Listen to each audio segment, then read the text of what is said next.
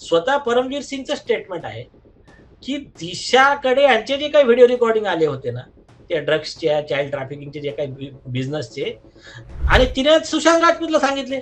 तर सुशांत सिंग राजपूतची इथे घरी होती ती रिया चक्रवर्ती आणि तिचा भाऊ शोविक चक्रवर्ती. हे दोघं partner in crime with Aditya Thackeray, ते डिनो मोरे यांचा ड्रग्सचा बिझनेस. तर यांनी त्याला सांगून दिलं. आता सुशांतला माहितच नाही की हे मिळालेले आहे. मग तिथून तिला त्याने निरोप पाठवला, तू वहां से निकल, अभी इनका गेम करने वाले हैं. आणि मर्डर करण्यासाठी स्पेशल 4 जूनला रिएस्टेट केला सचिन वाझेला, हे मर्डर आणि कव्हरअप साठी.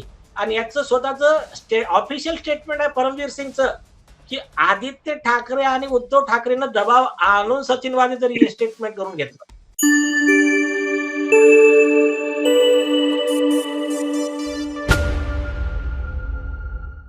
मित्रांनो नमस्कार, तुम्ही पाहताय आकार DG9. आज आपण एका वेगळ्या सेशनमध्ये ॲडव्होकेट निलेश ओझांशी बोलतोय. विषय असा आहे की दिशा सालियन आणि सुशांत सिंग राजपूत यांच्या खुनाच्या खटल्यावर ज्या पद्धतीनं चर्चा होताना दिसत आहेत आणि आता पुन्हा नव्यानं काही गोष्टी प्रकाश उजेडात आल्यासारख्या ज्या काही आपण ऐकतोय आणि त्यातून पुन्हा एकदा ती दुगदुगी निर्माण झाली आहे की हे बासनात गुंडाळलं गेलेलं प्रकरण आता नव्यानं काही विशेष घडवून आणणार आहे की काय.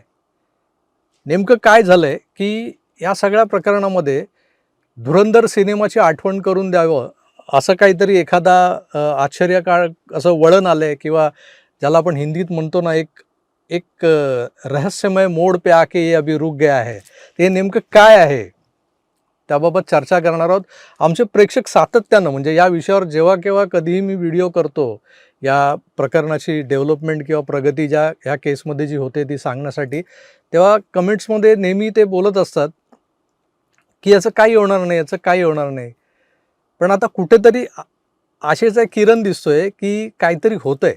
नेमकं काय होतंय तेच आज आपण ॲडव्होकेट निलेश ओझा सरांशी चर्चा करून जाणून घेणार आहोत. सर नमस्कार. नमस्कार. आज एक वेगळ्या पद्धतीनं म्हणजे पहिल्यांदाच असं झूम बीमवर वगैरे आपण बोलतोय, तर प्रत्यक्षात भेटणं ही इच्छा होतीच, पण विषयच असा आहे की यावर आता चर्चा करणं भाग आहे. मुळात ही नवी डेव्हलपमेंट जी आहे त्यात एक धुरंधर सिनेमाचा एक उल्लेख त्यात झाला आहे. हमजा अली मजारी त्यात एंटर झाला आहे. हे नेमकं काय आहे, कोण आहे हमजा अली मजारी? पहिले 2 मिनिटं हायकोर्टात जे घडलं त्याचं अपडेट करणं आवश्यक आहे, म्हणजे हे समजायला सोपं जाईल. हो बरोबर आहे. हां. तर 3 ऑगस्टला काय झालं, आता इतके दिवस तर ठीक आहे, जे काही सुरू होतं आणि इतके दिवस ना ओपिनियन तुमचे असो, माझे असो, हे आपले ओपिनियन होते. पण ते सगळे मटेरियल बघितल्यावर 3 ऑगस्टला नंतर कोर्टाचं एक ओपिनियन फॉर्म झालं.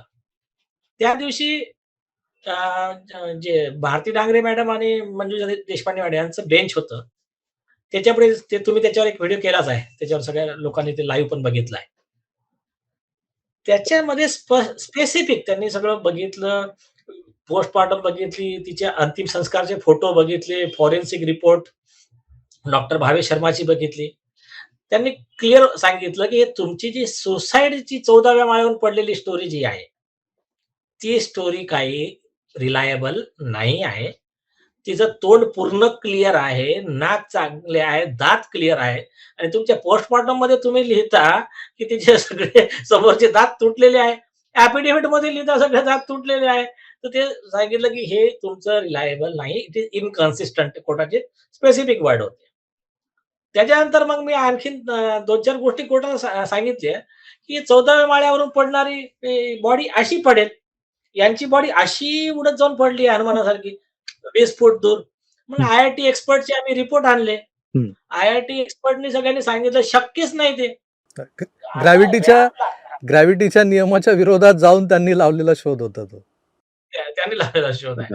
आणि त्याने सांगितलं IIT एक्सपर्ट आणि यांनी काय केलं होतं, मी कोर्टाला हे पण सांगितलं, की यांनी पहिले त्याची डमी टेस्ट केली. जसं आता ते सिया गोयल आणि ते केतन अग्रवालचं त्यांचा जे होता विषय पुण्याचा, बावली जाऊन तेवढी बॉडी बनवायची, तेवढं वेट, ती बॉडी एक्झॅक्ट कुठे पडते, काय पडते, धक्का दिला, ते सगळं त्यांनी चेक केलं.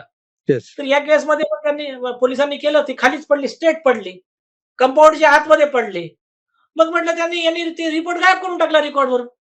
हं. आणि सगळ्यात मोठा 11/12/2023 चा आदेश होम डिपार्टमेंटचा चीफ सेक्रेटरीचा काय होता? नवीन पुरावे मिळाले तर केस रिओपन करा. मॅडम म्हटले आणि केस रिओपन केली आहे ना, ती कशाकरता केली आहे?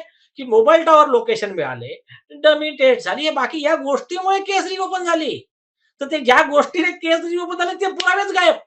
हं. आणि आणि तिसरी गोष्ट कोर्टाला सांगितलं, की आता हे म्हणतात, की आम्ही 174 ची चौकशी केली. म्हटलं सुप्रीम कोर्टाने क्लिअर सांगितलं, मर्डरची कंप्लेंट आहे. तुमचे काहीही अहवाल असतील 174 चे, कचऱ्याच्या डब्यात टाका ते.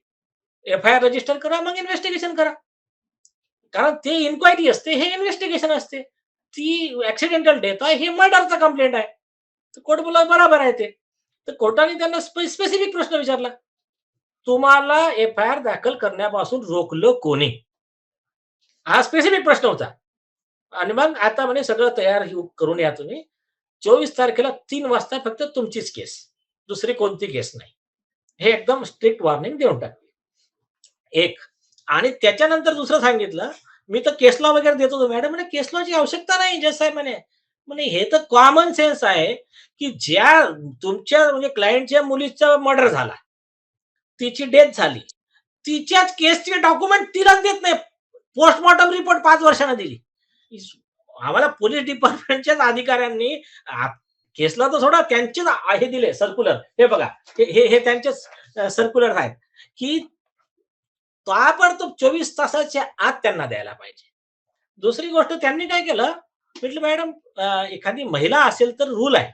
यांचे 74 174 176 सीआरपीसीचा रूल आहे त्यांचा आणि याच्यामध्ये पण आहे, की ते जे पोस्टमॉर्टम आहे ते 24 तासाच्या पहिले ताबडतोब पण मॅक्सिमम 24 तास करायलाच पाहिजे. तर यांनी म्हटलं स्टोरी बनवली, की नाही ते कोविड स्वॅब घ्यायचे होते, निगेटिव्ह आर-टी-पी-सी-आर यायची होती. तर यांचे जे पोलीस सर्जन आहेत त्या पोस्टमॉर्टम डिपार्टमेंटचे डॉक्टर पाटील त्यांनी इंटरव्ह्यूमध्ये सांगितलं हे चुकीचं आहे. आमचे स्वतःचे गाईडलाईन्स आहे, WHO आहे, ICMR आहे. कोविड असला तरी ताबडतोब करायचं आहे. कारण तुम्हाला पीपीई किट दिली आणि डेड बॉडी काही हे ट्रान्समिट करत नाहीये. हे क्लिअर आहे. तर त्यांनी त्यांनाच क्रिटिसाइड केलं. तो पण पुरावा आहे. आणि म्हटलं मग सुशांत सिंग राजपूतचं कसं काय ताबडतोब त्याच दिवशी अर्जंटमध्ये पोस्टमॉर्टम झालं मग? तर कोर्टाच्या सगळं लक्षात आलं यांचं काय आहे तर. आणि म्हटलं मॅडम हे डॉक्युमेंट देतच नाही. आता म्हटलं आम्हाला पण देणं बाइंडिंग आहे आणि कोर्टाला पण देणं बाइंडिंग आहे. कोर्ट पण म्हणे, "अरे कॉमन सेन्स आहे म्हणे मिस्टर ओझा. याला केस लॉची पण काय आवश्यकता आहे? की तुमच्याच मुलीचा मृत्यू कसा झाला याची रिपोर्ट ते म्हणतात की आणि ते पिटिशनला विरोध करतायत. म्हणे त्या रिपोर्टच्या पण ते रिपोर्ट कुठे आहे? रिपोर्टच नाहीये त्यांच्याकडे. ते पुरावे आणि याच्यासाठी विरोध करत होते की एवढा घोळ आहे त्याच्यात. आता तो जो ॲक्चुअल घोळ आहे तो सांगतो म्हणजे तुम्हाला तो हमजा मजारीचा जो तुमचा टायटल आहे. हां. आता त्याचा पिक्चर क्लिअर होईल. काय आहे, सगळ्यात पहिले सारंग कोतवाल साहेबांच्या बेंच पुढे, डिव्हिजन बेंच पुढे हे मॅटर आलं पहिल्या वेळेस. तुम्हाला आठवतंय पहिला इंटरव्ह्यू तुम्हीच केला होता माझा तेव्हा. त्यावेळेस कोतवाल साहेबांनी स्पेसिफिक 2 गोष्टी बोलल्या त्यांना. एक, मर्डरची कंप्लेंट आहे, एफ-आय-आर रजिस्टर न करता तुम्ही इन्व्हेस्टिगेशन कसं करत आहात? ते म्हटले आम्ही एस-आय-टी फॉर्म केली. अरे हो, एस-आय-टी फॉर्म केली, इन्व्हेस्टिगेशन कसं काय करत आहात तुम्ही? एफ-आय-आर लागेल ना. तर एक याच्यावर म्हणे तुमच्या चीफ सेक्रेटरीनं ॲफिडेव्हिट द्यावं. रिस्पॉन्डंट नंबर 1 स्पेसिफिक ऑर्डर होती. हं. आता यांनी काय केलं चीफ सेक्रेटरीनं ॲफिडेव्हिट दिलंच नाही. ॲफिडेव्हिटला उभा केला त्यांनी. आता सगळ्यात चमडी बचाव धोरण उभं केलं शैलेंद्र नगरकरला त्या एस-आय-टी मधला सगळ्यात खालचा त्याला उभं केलं कोर्टात. हां, मालवणी पोलीस स्टेशनचा inspector, P-I, P-I, senior P-I. Senior P-I. हां. तर त्यांना उभं केलं. तर त्यांचं आता डेट लक्षात ठेवा. 17 जून 2025 25. हो. मागच्या वर्षीची. हो. म्हणजे आता 14 महिने झाले. तेव्हा पहिला ॲफिडेव्हिट आलं. हां. ते ॲफिडेव्हिट आल्यावर आम्ही ॲफिडेव्हिट घेतला. म्हटलं बरं आहे. त्याच्यावर मग आम्ही एक अर्ज लावला, की याला कस्टडीत घ्या. नगरकरला. म्हटलं साहेब नगरकरला. हां. म्हटलं हे खोटं ॲफिडेव्हिट आहे. याचे 2 याच्यातच व्हर्जन पण वेगळे आहे आणि मेन गोष्ट हा तर ऑर्डर आहे चीफ सेक्रेटरीला. याने कसं काय ॲफिडेव्हिट दिलं? आणि मग त्यांचेच पुरावे दिले त्याच्यात आपण, की हे खोटं कसं आहे? आणि मग त्यात एक मुद्दा आपण तिथे पॉइंट आउट केला होता. पण ते एक आपण डेलिब्रेट तो मुद्दा हायलाइट नाही केला.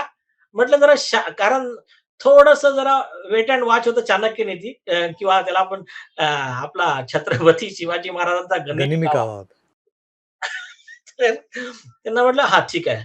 तर हे असं झालं, आपण अर्ज वगैरे देऊन टाकला. 30 सप्टेंबरला पुन्हा सारंग कोतवाल साहेबापुढे हिअरिंग झाली. सारंग कोतवाल साहेबांना आम्ही पॉइंट आउट केलं. म्हटलं, "साहेब हे बघा यांचं कसं आहे. हं. इकडं एक स्टोरी आहे, तिकडं 2 स्टोरी आहेत. त्या 2 स्टोरी एकाच ॲफिडेव्हिटमध्ये आहे." इकडे म्हणतो की 8 जूनला ही घटना घडली. दिशाचा मृत्यू 8 जूनला झाला. हं. मालवणी पोलीस आले. 8 जून 2020ला तिच्या कपड्याचा पंचनामा केला. हं. म्हटलं हे पॅराग्राफ नंबर 9 आणि पॅराग्राफ नंबर 15 मध्ये हे आहे. हं. आणि पॅराग्राफ नंबर 14 मध्ये आहे, की 9 तारखेला ती रात्री 2 वाजेपर्यंत ती बोलत होती तिच्या मैत्रिणीशी. एक तुम्हाला एक एक क्षणभर थांबवतो. त्यांनी पंचनामा केला 8 जूनला हो. आणि त्यात लिहिलं कपड्याचे रंग याच्याबद्दल काहीतरी आता तुम्ही उल्लेख केला. पण दिशाची बॉडी ही नग्नावस्थेत सापडली होती असा मोठा उल्लेख आहे. हे सीरियस आहे. हां. मग कपडे कुठून आले? नाही, हा सीरियस पॉइंट आहे. हां. त्यांचं माहिती आहे का, त्यांच्या स्टोरीज 4 स्टोरी आहे त्याच्याबद्दल. अच्छा. हां, 4 स्टोरी आहे कपड्याच्या. पहिली स्टोरी जी आहे, पहिली स्टोरी आहे त्यांच्या रेकॉर्ड आहे हॉस्पिटलचा. बॉडी जेव्हा आणली तेव्हा ती न्यूड होती, कपडे नव्हते. रायटिंगमध्ये आहे. त्याचं sting operation Times Now Republic भारतकडे व्हिडिओ रेकॉर्डिंग पण आहे आणि आमच्याकडे पण आहे. हं. आम्ही कोर्टात पण दिलाय. हो. पेन ड्राईव्हमध्ये. म्हणजे आता न्यूड बॉडी होती. तर ती न्यूड बॉडी नव्हती हे सांगायला त्यांचे डीसीपी यांनी ट्वीट केलं, सोशल मीडियावर पोस्ट केली, प्रेस नोट काढली, की न्यूड बॉडीच्या ऑगस्टमध्ये 2020 ऑगस्टमध्ये हं. न्यूड बॉडीच्या जे न्यूज येत आहेत त्याच्यावर आमचं असं म्हणणं आहे, की दिशा जेव्हा खाली पडली ताबडतोब पोलीस तिथं पोहोचले, तिच्या आई-वडिलांना बोलावलं, त्या जागेवर पंचनामा केला आणि ती कपडे घालून होती. तिच्या बॉडीवर कपडे होते. हं. हे एक व्हर्जन झालं. ॲफिडेव्हिटमध्ये लिहिलं आहे, की दिशाच्या वडिलांना तिला हॉस्पिटलमध्ये नेल्याच्या 3 तासानंतर बोलावलं. ती तिथे नव्हतेच. हं. आणि तिला दिशाला घेऊन गेला होता रोहन राय आणि त्याचा मित्र ते दीप आणि इंद्रनील. हे त्यांचं एक व्हर्जन ते आहे. एक व्हर्जन हे आहे. मग एक व्हर्जन जे त्यांनी 2 विटनेस आणले. एक आणला ते असलम शेख आमदाराच्या मुलाचा एक कार्यकर्ता आहे मुजावर. त्याचं व्हर्जन आहे. एक म्हणतो रेड टी-शर्ट खालचा हे ग्रे पॅन्ट. एक म्हणतो फुल ग्रे वरचा पण ग्रे. कोण तो? त्यांचा शिवसेनेचा कार्यकर्ता होता सेनाने, तो ॲम्ब्युलन्सवाला. तो म्हणतो की फुल ग्रे होते तिच्या अंगावरचे कपडे. तो आय विटनेस बोले, मेरे को एम्बुलेंस के लिए बुलाया था पुलिस ने. तिसरा हे ॲफिडेव्हिट काय देतो? नाही, वरचा रेड टॉप टी शर्ट, खालचा क्रीम कलरचा फुल पॅन्ट. आणि तो सेनाने म्हणतो खालचा ब्लॅक कलरचा पॅन्ट, त्याच्यावर व्हाईट डॉट डॉट डॉट होते. आणि सतीश साल्यान जे आहे दिशाचे वडील, त्यांना जो पहिल्या दिवशी फोटो दाखवला तो पण फोटोशॉप. त्या दिवशी कोर्टाला सांगितलं मी. यांनी काय केलं, दिशाचे वडील गेले, बोले आप डेड बॉडी देख नहीं पाओगे. ते बिचारे बोले बरं ठीक आहे. मग त्यांना दुसऱ्या दिवशी पोलीस स्टेशनला बोलावलं. तर हे बोले मेरे को फोटो तो दिखाओ मेरी बेटची अभी, कारण 3 दिवस तर पोस्टमॉर्टमच केलं नाही. तर बोले ठीक आहे. मग एकाला बोलावलं, फोटो दाखवला. तर त्या फोटोमध्ये वरचा स्काय ब्ल्यू आणि खालचा नेव्ही ब्ल्यू आणि एकही रक्ताचा थेंब नाही. एकही रक्ताचा थेंब नाही. तर यांनी प्रश्न विचारला त्यांना. मी माझं ते व्हिडिओ रेकॉर्डिंग आहे कोर्टाच्या हिअरिंगचं. मी कोर्टाला सांगितलं, की मॅडम यांना त्यांनी सांगितलं, की म्हणजे सतीश सर त्यांना वाटलं हा गावचा गरीब माणूस आहे, याला काय कळते? जसं सांगू तसं ऐकणार तो. तर तरी यांनी एक प्रश्न विचारला त्याला. यांनी विचारलं, की साहेब हे जे एवढ्या वरतून पडली, एकही रक्ताचा थेंब दिसत नाहीये. त्यांनी मग त्याच्या लक्षात आलं, अरे हे चूक झालं. त्यांनी सांगितलं, अरे इकडे याला रक्त लावणार, हे हे कसं काय बरोबर नाही दिसत. त्यांच्या समोर हे आय विटनेस आहेत तिथे. तर ही एक स्टोरी आहे. म्हणजे हे तर आय विटनेस आहे. म्हणजे हे एक व्हर्जन आहे. आता हे तुम्ही जे बोलले बरोबर आहे. असे 4 व्हर्जन आहे. तर ते काय असते माहिती आहे का? सत्य सांगायचं असेल तर आठवण ठेवावं लागत नाही. हं. मग एक खोटं कव्हर करायला दुसरं खोटं, दुसरं खोटं कव्हर करायला तिसरं खोटं, हे सगळं एवढा गोळ आहे. आणि ॲक्चुअल काय झालं होतं माहिती आहे का तिथे? ॲक्चुअल हे 8लाच भेटतं जेव्हा ते नशा उतरला तेव्हा त्यांनी सचिन वाझेला फोन करून बोलावलं. तोपर्यंत मालवणी पोलीस येऊन पंचनामा करून गेले होते. ते म्हणाले, "अरे कॅन्सल, कॅन्सल. स्टेशन डायरीचे पेज फाडून टाका." त्याचे पण आपल्याकडे आहेत. जाऊ दे नंतर सांगेल मी. हं. स्टेशन डायरीचे पेज फाडून टाका. नवीन लिहा. हे सगळं चेंज करा. बाकीचे सगळे रेकॉर्ड नष्ट करा. आता नवीन स्टोरी. म्हणजे काय? असं दाखवा. मनसुख हिरेनचा सेम मोडस ऑपरंडी. तो पण मेल्यावर पण दुसऱ्याशी बोलताना दाखवायचा म्हणजे मेल्याचा टाईम ॲडजस्ट. मग डॉक्टरला ॲडजस्ट करायचं. त्यांच्यामध्ये पण सुसाईड दाखवलं होतं. एनआयनं धरून आणलं म्हणे मर्डर आहे. तर तो डॉक्टर पण त्याच्यात आहे त्याच्यामध्ये रडारवर. तर याच्यामध्ये पण त्यांनी ती स्टोरी, की ती सकाळी अ, म्हणजे म्हणे काय 1 वाजून 21 मिनिटापर्यंत बोलत होती ती. त्याच्यानंतर पडली. म्हणजे हे दाखवायला. दिशाची आई रोहन रायला फोन लावते. म्हणजे दिशाला फोन लावते. कारण ती दिशाला यांनी घरून काढून नेलं होतं तिथे. तर ही फोन लावते तर रोज बोलत होती. 7 तारखेपासून बोलणं बंद. तर 7 तारखेपासून बोलणं बंद तर यांनी फोन लावला. "अरे क्या हो गया?" तर रोहन रॉय फोन उचलतो बोलतो, "नहीं वो काम में है, कल बात करेंगे." आणि नंतर डायरेक्ट मर्डरचाच फोन आला आणि डेथचाच फोन आला ना. तर आणि याच्यात आम्ही जे काही दिले पुरावे ना, आपल्याकडे विटनेसेस पण आहे. स्वतः परमवीर सिंगचं स्टेटमेंट आहे, की दिशाकडे यांचे जे काही व्हिडिओ रेकॉर्डिंग आले होते ना, त्या ड्रग्सच्या, चाइल्ड ट्रॅफिकिंगचे जे काही बिझनेसचे, तर त्याच्यातून आणि तिने सुशांत राजपूतला सांगितले. तर सुशांत सिंग राजपूतची इथे घरी होती ती रिया चक्रवर्ती आणि तिचा भाऊ शमी चक्रवर्ती. हे दोघं partner in crime with Aditya Thackeray, ते डिनो मोरे यांचा ड्रग्सचा बिझनेस. तर यांनी त्याला सांगून दिलं. आता सुशांतला माहीतच नाही की हे मिळालेले आहे म्हणून. मग तिथून तिला त्याने निरोप पाठवला, "तू वहां से निकल अभी इनका गेम करने वाले हम." हं. आणि मर्डर करण्यासाठी स्पेशल 4 जूनला रिएस्टेट केलाय सचिन वाझेला. हे मर्डर आणि कव्हर अपसाठी. आणि याचं स्वतःचं ऑफिशियल स्टेटमेंट आहे परमवीर सिंगचं, की आदित्य ठाकरे आणि उद्धव ठाकरेंना दबाव आणून सचिन वाझेचं रिस्टेटमेंट करून घेतलं. हे हे पण आपण पुरावा जोडलाय. तर आता हे झालं यांचं सगळं ॲफिडेव्हिट आणि मटेरियल ऑन रेकॉर्ड. आता आम्ही जेव्हा बोललो होतो तेव्हा कोर्टाने त्यांना एक चान्स दिला. कोर्टानं पण एकदम असं थोडंसं नरम आपल्या बिचारे जे काही अ, न्यायाची आस लावून बसले होते ते सगळे नाराज झाले. हे काय कोर्ट म्हणे डिले करतंय, टाईमपास होतंय, हे होतंय, ते होतंय. आणि मग त्याच्यात बघा काही लोकं ओरिजिनल बनवते, की बाबा आम्हाला वाटते काही होणार नाही, मोठे लोक आहेत. आणि काही लोकं त्यांचे ते ₹50 मेसेजवाले आहे, की हं. बस यांना डिस्करेज करत राहायचं, समर्थन लोकांचं कमी मिळालं पाहिजे म्हणून. "अरे काय तुम्ही पैसे घेतले, किती खाल्ले, ह्याच्यात काय होणार आहे? इतक्या दिवसापासून ऐकतो आम्ही." मग सांगायचं, की "नाही, सर." आता काय, की कोर्टाने कान चांगलं एकदम खूप चांगला रिपोर्ट तयार केला. कोर्टाने सांगितलं, "ठीक आहे, तुम्हाला काही आणखीन सांगायचं असेल, की डेट काय आहे, 8 जून आहे, की हे आहे, ते चुकीनं होऊ शकते बाबा तुमचं, की नाही, 8 जून नाही, ते 9 जूनचा पंचनामा आहे. इन्सिडेंट 8 जूनचा नाही, 9 जूनचा आहे. तर 2 कॉन्ट्राडिक्टर काय होऊ शकतो, तुम्हाला काय सांगायचं तुम्ही सांगून द्या." कोर्टाने त्यांना वेळ दिला 2 महिन्याचा. हं. 30 सप्टेंबरच्या ऑर्डरनुसार. आता 17 नोव्हेंबर 25 म्हणजे 5 महिन्यानं दुसरं ॲफिडेव्हिट आलं. या ॲफिडेव्हिटनं कमाल केलं. म्हणजे या ॲफिडेव्हिटमुळे सगळेजण लोकं त्याला हमजा मजारी बोलत आहेत. हं. ते- नगर ते या ॲफिडेव्हिट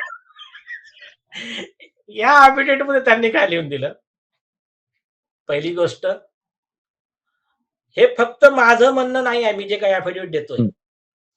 हे मी एस-आय-टीचा अधिकृत अधिकारी या नात्याने एस-आय-टीचे सगळे अधिकारी हं. अँड रिस्पॉन्डंट्स हं. त्याच्यात म्हणजे सगळे आले. महाराष्ट्राचे चीफ चीफ हो, सेक्रेटरी, महाराष्ट्राचे chief secretary, commissioner of police commissioner of Mumbai. Police. तर आम्ही या सगळ्यांच्या वतीनं मी हा ॲफिडेव्हिट देतोय. 17 नोव्हेंबरचा. हं. ओके. आणि जेवढं ऑन रेकॉर्ड आहे तेवढंच मी बोलतोय. कोणताही मिसइंटरप्रिटेशन चुकीची याच्यात शक्यताच नाहीये, असं लिहून दिलं त्यांनी. क काही शक्यता नाही आहे. हं. जे आणि मग लिहिलं, की जे काही लिहिलं आहे 17 जूनच्या ॲफिडेव्हिटमध्ये प्रत्येक गोष्ट खरी आहे. त्याला आम्ही फुल फोर्समध्ये पुन्हा आम्ही सगळेजण मिळून त्याला ॲक्सेप्ट करतोय. म्हणजे 8 जूनचा पंचनामा आहे, मेलेली आहे पहिल्या दिवशी आणि दुसऱ्या दिवशीचे जे रेकॉर्ड आहे ते खोटे बनवले आहे. हं. तर यात जो मधला जो गॅप आहे, जो ती फोनवर बोलत होती मैत्रिणीशी, हे सांगणारा रोहन रॉय, हो. आता त्याचं काय होणार मग? सगळ्यात पहिले अरेस्ट व्हायला पाहिजे ना तो. सगळ्यात पहिले तो अरेस्ट व्हायला पाहिजे. पण त्याचं नुसतं एक नाही आहे, त्याच्या अगेन्स्टमध्ये तर एवढं मटेरियल आहे. एवढं मटेरियल आहे त्याच्या अगेन्स्टमध्ये. न्यूज लॉन्ड्रीला मॅनेज करून त्याला इंटरव्ह्यू सगळे त्याने फक्त न्यूज लॉन्ड्रीला इंटरव्ह्यू दिला. हं. बाकी कोणत्या मीडियाला इंटरव्ह्यू दिला नाही. तर ते जे मॅनेज करून त्याचा इंटरव्ह्यू दिला होता, रोहन रॉयचा. तर त्याच्यामधूनच एवढे पुरावे त्याने देऊन टाकले. त्याने काय सांगितलं, की आम्ही म्हणे 7 तारखेपासून ती जी 9ला मेली ना, तेव्हापर्यंत आम्ही दारू पितो. म्हणजे एक दिवस काय सांगायचं? त्याचा व्हिडिओमध्ये इंटरव्ह्यू आहे त्याचा. तर मला सांगा एवढं 2 दिवस कंटिन्यूअस दारू पिणारा माणूस उठून चालू शकतो का? हां? आणि दुसरं काही कामच नाही केलं त्यांनी. नुसते दारू पित होते 2 दिवस. तर ते 1 दिवसाचा गॅप ॲडजस्ट कसा करायचा? तर हे त्याचा इंटरव्ह्यू आहे. आणि त्याच्या आणखीन आणि एक तो काय म्हणतो, एक तर सगळे असे जनता हसेल. तो म्हणतो, "मी आलो खिडकीतून बघितलं. वरतून बघितल्यावर मला तिचं बॉडी आणि हे दिसलं तिचं नाईट सूट आणि हे त्या 14व्या 12व्या माळ्यावरून ॲक्चुअली 14व्या 14 2 माळ्याचं हे आहे. अ, पोडियम आहे. तर त्याला एवढी त्याची नजर त्याच्या त्या दुर्बीणपेक्षा पण चांगली, की त्याला तिथून डायरेक्ट तिची बॉडी दिसली खालची आणि कोणत्या कलरचे कपडे घातलेले ते पण त्याला वरतून दिसले. तर हे असे सगळे एवढे त्याचे हे जे आहेत कॉन्ट्राडिक्शन आणि आणि नितेश राणेजींनी तर सगळ्यात पहिले सांगितलं होतं इंटरव्ह्यूवर. रोहन रॉयने त्यांना फोन केला होता. हं. त्यांच्या मित्राचं त्यांचं बोलणं झालं. त्याने क्लिअर सांगितलं. अच्छा आणखीन एक, जेव्हा एस-आय-टी फॉर्म होणार होती, नवीन गव्हर्नमेंट आली, शिंदे साहेब सीएम होते तेव्हा. तर फडणवीस साहेबांनी तेव्हा पहिल्यांदा डिक्लेअर केलं होतं एस-आय-टीचं. हं. तर एस-आय-टी फॉर्म होणार आहे हे कळायच्या 10 दिवस आधी याचा इंटरव्ह्यू पब्लिश केला होता. रोहन रायचा. हं. हे दाखवायला की लोक शांत होऊन जायला पाहिजे, कोणी बोलायला नाही पाहिजे. हा तो तिचा मंगेतर आहे, फियांसे है, ये है, वो है. मी कोर्टाला सांगितलं, मॅडमने एक प्रश्न खूप चांगला विचारला जज साहेबांनी. ती राहत कुठे होती आणि तिचं डेथ कुठे झाली? म्हटलं साहेब ती राहत होती दादरला. मृत्यू झाला मलाडला. म्हणे कसं काय? मी म्हटलं हा Rohan Roy partner in crime आहे. तो घेऊन गेला तिचा मर्डर करण्याकरता तिकडे. हो. ते एक ॲड फिल्म शूट करायची होती म्हणून घेऊन गेला होता. हां, पण त्याच्यात 3 स्टोरी आहे ना. एकदा हां. म्हणतो ॲड फिल्म शूट करायची होती. एकदा म्हणतो की ती घरी परेशान झाली होती. हं. त्या वडिलांच्या मॅटर. तिचा मृत्यू झाल्यामुळे ती परेशान झाली होती. हां. आणि मग आता हे पहिलेच्या स्टोरी तर होत्या त्यांच्या सगळ्या पेपरमध्ये आल्या, सगळं आलं. पण जेव्हा सतीश सालेनांनी पिटिशन फाईल केली आणि त्यांचं आता ऐकेनासे झाले, की मग चौथी स्टोरी आणली, की ती तिच्या वडिलांमुळे त्रस्त झाली होती, पैसे मागत होते म्हणून. हां. तर ते आफ्टर चालू स्टोरी आहे ती. तर ते आता तर कोणालाही कळते. इतके दिवस ही स्टोरी नव्हतीच कुठे. तुमच्या आधीच्या रिपोर्टमध्ये नाही, न्यूजमध्ये नाही. म्हणजे हा पिटिशन द्यायला आला म्हणजे ती स्टोरी त्यांची. तर मी बरोबर. कोर्टाला सांगितलं, नेहमी नवीन रिकॉर्ड तयार करत आहे. ते हे सगळं आता एवढं सगळं जनतेच्या न्यायालयात आहे. हं. आता याच्यापेक्षा काय जास्त राहिलंय? बरोबर आहे. हे मुद्दाम आज हा थोडक्यात तुमचा इंटरव्ह्यू कम चर्चा जी झाली आज आपली, ती यासाठीच की या प्रकरणाला कुठेतरी म्हणजे प्रत्येकाच्या मनात म्हणजे अगदी सुरुवातीपासून जेव्हा जे स्पष्ट दिसत होतं, की एका गरीब बापाची ती मुलगी, तिची हत्या झाली आहे, तिच्यावर अत्याचार झाला आहे. आता अनेक गोष्टी उलगडत जातील. म्हणजे आपण तर निव्वळ आपल्या सिक्स सेन्समुळे बोलतोय असं नाही, की आपल्याला ते पुरावे दिसत होते.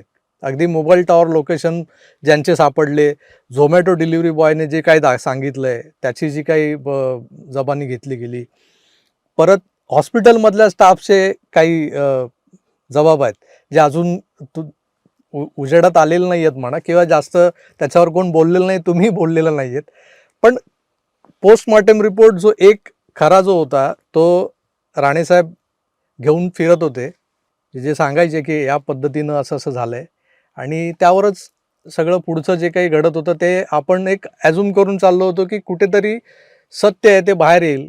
पण ते एवढं लांबवलं गेलं, आणि भगवान के घर देर है असं म्हणतात, ती देर बरीच झालेली आहे. आणि आता तरी अंधेरा छटेगा और सूरज निकलेगा अशी आशा वाटते. आणि हा जो हमजा अली मजारी आहे, जो स्वतःच्या कर्माने यात फसला आहे, जो त्या मालवणी पोलीस स्टेशनचा सिनियर पी-आय होता, त्यानेच नारायण राणे, नितेश राणे यांना बसवून ठेवलं होतं दिवसभर पोलीस स्टेशनमध्ये. आता ह्या सगळ्या कर्मांची जी फळं आहेत ना, ती अशी कुठे ना कुठेतरी भोगावी लागतात.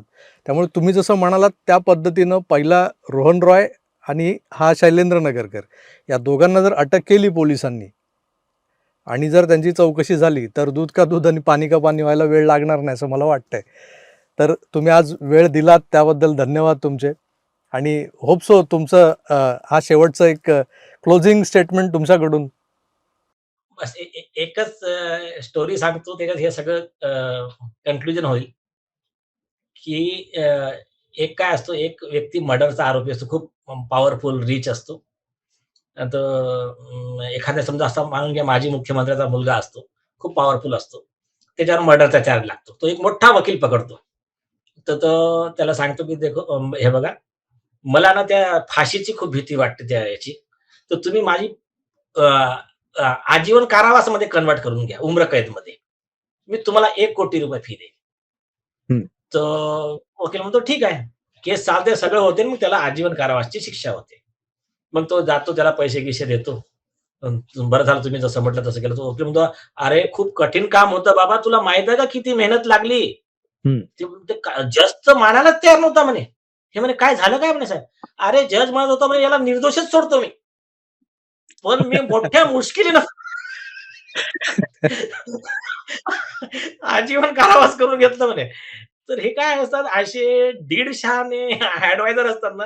तुम्हाला आठवत असेल, की जेव्हा यांनी खोटा डिफेन्स जेव्हा घेतला होता, की दिशाचा जेव्हा डेथ झाली, तेव्हा मी मुंबईतच नव्हतो, डोंबिवलीला होतो. माझे आजोबा ते डेथ झाली आजोबांचे. होती. हं. हां. तर त्यावेळेस नितेश राणे साहेबांनी एक डायलॉग बोलले होते. म्हणजे चांगलं आहे, असंच बोलत राहा. जेवढं बोलशील तेवढं फसशील. खरं आहे. तर याच्यात कसं आहे, की ज्या लोकांनी अतिहुशाऱ्या केल्या ना याच्यामध्ये, त्या लोकांनी याचं काम केलं. मग त्यांनी केलं म्हणजे देवाने काय केलं, बराबर ते घडवून आणलं. याचं सगळं क्रेडिट त्या कॉमन मॅनच्या, त्या सगळ्या उनको दुआ बोलते, जे काही त्यांच्या प्रार्थना होत्या. तर ते एस-एस-आर वॉरियर्स आणि सुशांत सिंग राजपूत आणि दिशासारखे जे पवित्र आत्मा, त्यांची जी आत्मा, जे श्राप लागला होता ना, या सगळ्याचं रिझल्ट आहे, की हे येस, होतं. येस. हां, ठीक आहे, डिले होतोय. Thank you sir. Thank you very much.